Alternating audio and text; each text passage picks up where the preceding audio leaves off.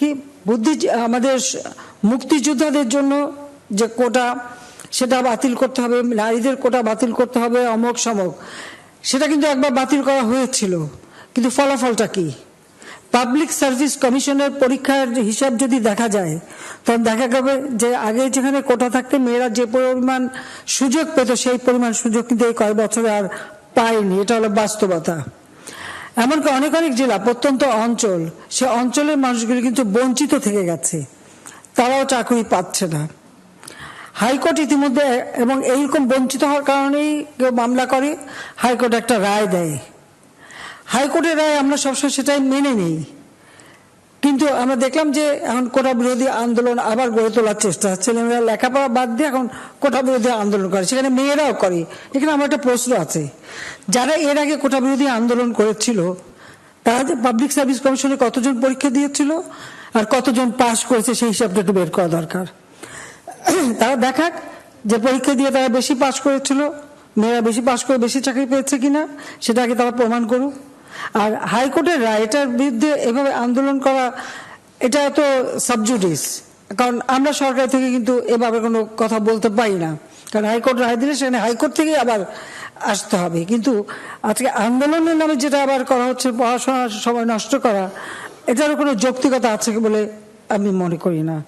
সার্বজনীন pension scheme আমরা দিয়েছি, এটা সকলের জন্য, এটা আমাদের নির্বাচনী ইস্তাহারে ছিল, 2008-এর নির্বাচনী ইস্তাহারে আমরা করতে পেরেছি। শুধুমাত্র সরকারি চাকরিজীবী তারাই পেনশন পায়, আর বাকিরা বঞ্চিত থাকে।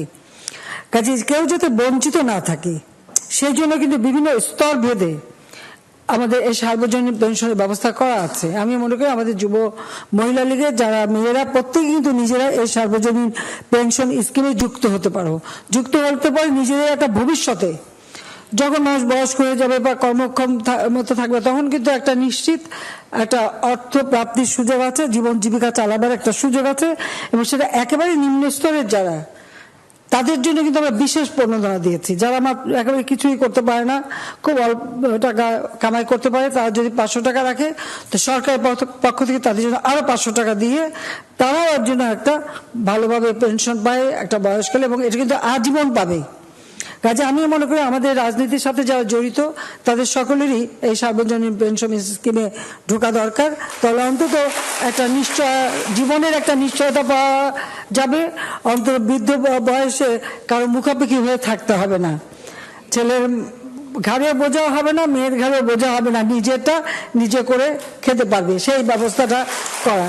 কারণ আমরা ক্ষমতা আসার পরে বয়স্ক ভাতা, বিধবা ভাতা, স্বামী গৃহীতা বা পরিত্যক্তা ভাতা, প্রতিবন্ধী ভাতা, বিভিন্ন আমরা ভাতা প্রবর্তন করে, এটা কিন্তু আওয়ামী লীগ প্রথম করে সরকার আসার পরে। আমরা চাই যে দেশের মানুষ অন্তত একটু ভালোভাবে বাঁচুক। আজকে যারা ভূমিহীন গৃহহীন তাদেরকে আমরা ঘর করে দিচ্ছি বিনা পয়সায়, আর সেই ঘরের মালিকানায় মেয়েদের অগ্রাধিকার। ঘর তার সঙ্গে সঙ্গে মেয়েদেরকে কিন্তু আমরা সমানভাবে ভাগ দিয়ে সেই ঘরগুলি আমরা দিচ্ছি, অর্থাৎ প্রত্যেকটা ক্ষেত্রে। এবং আমি প্রথম এসে মেয়েদের কর্মক্ষেত্রে প্রাইমারি শিক্ষায় 60% নারীরা জায়গা পাবে। এই প্রাইমারি শিক্ষক নিয়োগের ক্ষেত্রে 60% আমরা মেয়েদের জন্য করে দিয়েছিলাম কোটা, যে এখানে সব চাকরি মেয়েরা আগে পাবে।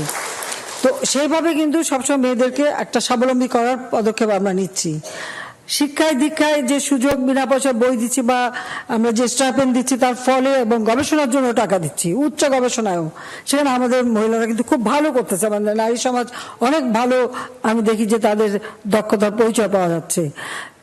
ফ্রিল্যান্সিং এর ব্যবস্থা করে দিচ্ছে, ফ্রি, যারা নিজেরা ঘরে বসে অনেক কাজ করে আবার দেশে বিদেশে কাজ করে অর্থ উপার্জন করতে পারে, বা অনলাইনে কেনা বেচা ব্যবসা বাণিজ্যও করতে পারে, সেই সুযোগটাও আমরা করেছি। ডিজিটাল বাংলাদেশের সেই সুযোগটা যেন আরো ভালোভাবে আর্থ সামাজিক উন্নয়নের জন্য কাজে লাগে, সেই সুযোগটাই কিন্তু আমরা সৃষ্টি করে দিয়েছি। এখানে আমাদের নারীদের জন্য সবচেয়ে বেশি সুযোগ।